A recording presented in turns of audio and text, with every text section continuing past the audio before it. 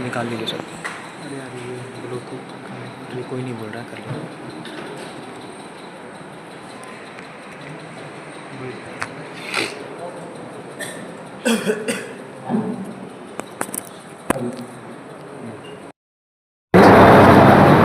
आज इस सभा में उपस्थित सम्मानित अधीक्षक महोदय, अध्यक्ष महोदय एवं हमारे मुख्य अतिथि के रूप में पधारे हमारे शिक्षकगण एवं इस सभा में उपस्थित सम्मानित सदस्य एवं सभी श्रोताओं का मैं हार्दिक वंदन अभिनंदन करता हूं कि आज इतने प्रमुख विषय त्रिभाषा सूत्र एक विचार अनेक दृष्टिकोण पर चर्चा करने के लिए उपस्थित हुए।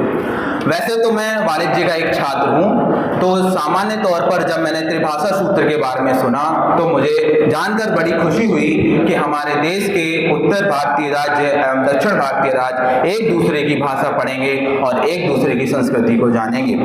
किंतु जब मुझे पता चला कि मुझे बोलने का अवसर दिया जा रहा है तो मैंने उस पर अध्ययन किया, तो मेरे सामने कुछ अनेक प्रकार के तथ्य ही सामने आए जिसने मुझे झकझोर कर रख दिया। अध्यक्ष महोदय, अगर हम त्रिभाषा सूत्र की बात करते हैं तो ये एक शैक्षणिक नीति मात्र नहीं रह जाता, बल्कि सांस्कृतिक एवं राजनीतिक हस्तक्षेप बन जाता है, जिसका जीता जागता उदाहरण हमारे ही देश का एक राज्य तमिलनाडु है। अध्यक्ष महोदय, तमिलनाडु के लोगों एवं वहां की सरकार का कहना है कि ये नीति हिंदी को धीरे धीरे अनिवार्य बनाने का कार्य कर रही है, जिसका गवाह इतिहास है कि जिस तरह 1965 में केंद्र सरकार ने हिंदी को राष्ट्रभाषा बनाने का प्रयास किया था। तमिलनाडु के राज्य तमिलनाडु की जनता एवं वहां की सरकार का कहना है कि उन पर हिंदी थोपी जा रही है। अध्यक्ष महोदय, वो ये बात क्यों ना कहें जब वहां की एक एमएलए कनिमोई करुणानिधि जब चेन्नई एयरपोर्ट पर पहुंचती है और वहां एक सीआईएसएफ के जवान से कहती है कि मुझसे तमिल या इंग्लिश में बात करो, तो ध्यान से सुनिएगा उस सीआईएस ऑफिसर का जवाब। वो कहता है, क्या आपको हिंदी नहीं आती? क्या आप भारतीय नहीं हैं? तो अध्यक्ष महोदय, उनका और मेरा सबका यह सवाल है, क्या एक वही व्यक्ति हिंदुस्तानी है, भारतीय है, जिसको हिंदी आती है? क्या जिस व्यक्ति को हिंदी नहीं आती, क्या वह भारतीय नहीं है? अध्यक्ष महोदय, अगर मैं संविधान की बात करूं तो संविधान के अनुसार भारत की कोई राष्ट्रभाषा नहीं है। हिंदी भारत की राजभाषा है। प्रत्येक राज्य को अपनी शिक्षा नीति में निर्णय लेने का पूर्ण अधिकार है। अध्यक्ष महोदय, जब संविधान हम पे किसी को भाषा थोपने का इजाजत नहीं देता तो हम नीतियों के रास्ते ये दबाव क्यों बना रहे हैं? यदि हम शुरुआत से देखें तो तमिलनाडु दो भाषाओं का प्रयोग करता जा रहा है, जिसे हम आम भाषा में 2 लैंग्वेज फॉर्मूला कह सकते हैं, जिसमें वो तमिल और इंग्लिश पढ़ते हैं। उसके बावजूद वह राज्य अपनी शिक्षा, संस्कृति, तकनीकी, विज्ञान में कभी पीछे नहीं रहा है। तो तर्क साफ है, हमें तीसरी भाषा पढ़ने की आजादी होनी चाहिए, बाध्यता नहीं।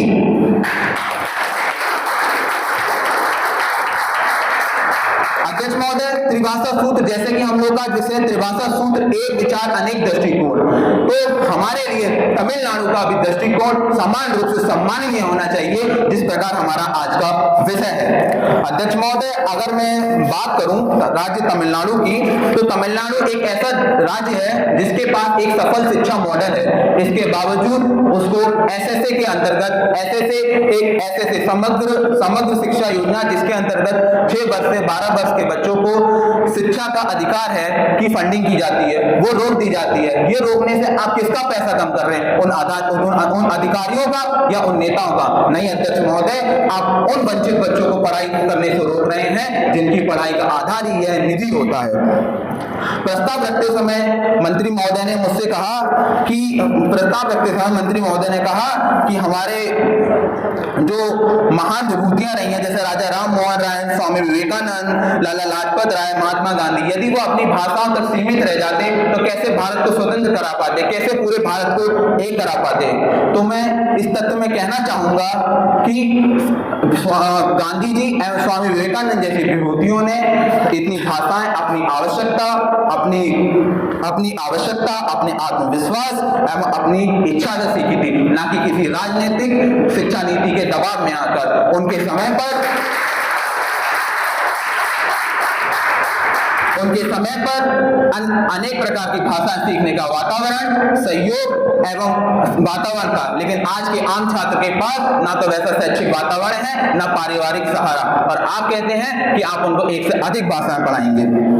यदि मैं बात करूं उत्तर भारतीय राज्यों के छात्रों की, तो उन छात्रों के लिए 3 भाषा पढ़ना कोई कठिन कार्य नहीं है, क्योंकि आमतौर पर उनको 3 भाषाएं पढ़ाई जाती हैं। पहली भाषा के तौर पर हिंदी भाषा, दूसरी भाषा के तौर पर अंग्रेजी एवं तीसरी भाषा के तौर पर संस्कृत भाषा को पढ़ाया जाता है। लेकिन अध्यक्ष महोदय, हिंदी और संस्कृत एक ही भाषिक परंपरा से आती हैं, जो दोनों पढ़ने के लिए एक दूसरे में सहायक हैं, किंतु दक्षिण भारत राज्यों के बच्चों के लिए हिंदी सिखाने के लिए कोई भाषिक एवं सांस्कृतिक आधार ही नहीं है। तमिल छात्रों के लिए हिंदी पढ़ना उतना ही कठिन है जितना हिंदी भाषा के बच्चों के लिए तमिल पढ़ना। तमिल पढ़ना। मेरे पास एक तथ्य और है, मैं उसको रखकर अपनी भाषा को विराम दूंगा।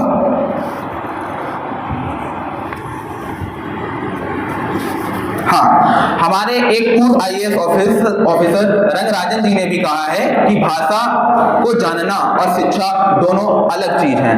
भाषा को जानना और ज्ञान प्राप्त करना अलग चीज है। आप अभी एक तथ्य और उठा था, जब मुझे त्रिभाषा सूत्र के बारे में पता चला, तो मैंने उसमें एक साधारण सा तथ्य रखा कि 3 भाषा पढ़ाकर हम बच्चों पर कहीं बोझ तो नहीं कर रहे हैं। तो उनका कहना है, जैसा कि प्रांजल ने भी कहा, एक रिसर्च की गई है जिसमें 1 से अधिक भाषा पढ़ने वाले बच्चों को जो भी बीमारी बताई मुझे याद नहीं है, वो कम आती है, या फिर वो 3 वर्ष लेट बूढ़े होते हैं, या उनका सर्वांगीण विकास सबसे अधिक होता है, या वो हर क्षेत्र में अत्यधिक प्रगति करते हैं। तो अध्यक्ष महोदय, मैं एनुअल स्टेटस एजुकेशन की एक रिपोर्ट दिखाना चाहूंगा। आलोक, उसको दिखाओ जरा। उसके कुछ आंकड़े दिखाकर अपनी बात कहना चाहूंगा।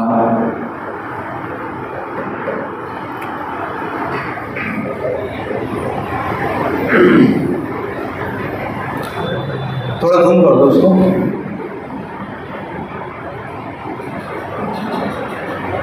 जूम कर थोड़ा।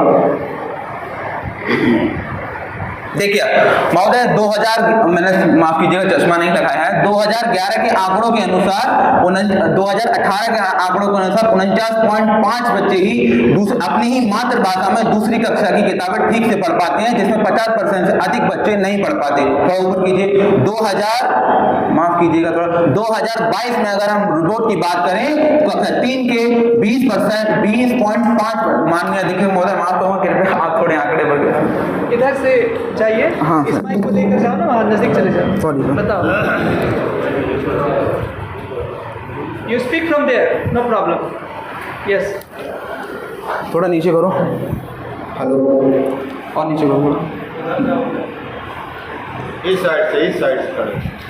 अगर हम 2011 की रिपोर्ट की बात करें तो ग्रामीण भारत की कक्षा 5 के 50% से अधिक छात्र कक्षा 2 के स्तर की किताबें नहीं पढ़ पाते अपनी ही मातृभाषा में। अगर 2018 की रिपोर्ट की बात करें तो केवल 49.5% बच्चे कक्षा 5 के बच्चे कक्षा 2 की किताब पढ़ सकते हैं, यानी लगभग 50.5 बच्चे नहीं पढ़ सकते अपनी ही मातृभाषा में। 2022 की रिपोर्ट के अनुसार कक्षा 3 के केवल 20.5% बच्चे ही कक्षा 2 स्तर की किताब पढ़ सकते हैं, यानी 79.5% असमर्थ हैं। कक्षा 5 के केवल 42.8 ही बच्चे पढ़ सकते हैं, यानी 57.2% बच्चे असमर्थ हैं। लगभग 30.4% बच्चे अभी भी असमर्थ हैं। 2023 की रिपोर्ट की बात करें तो लगभग 25% किशोर अपनी मातृभाषा में 2 स्तर की किताबें पढ़ने में असमर्थ हैं। 2024 की रिपोर्ट की बात करें तो राष्ट्रीय स्तर पर कक्षा 5 के 50% से अधिक छात्र कक्षा 2 स्तर की किताबें नहीं पढ़ पा रहे हैं। मान्यवर, और हम बात करते हैं कि 3 भाषाओं को पढ़ाया जाए। मान्यवर, मैं कहना चाहूंगा कि अंग्रेजी एवं हिंदी जैसी मातृभाषा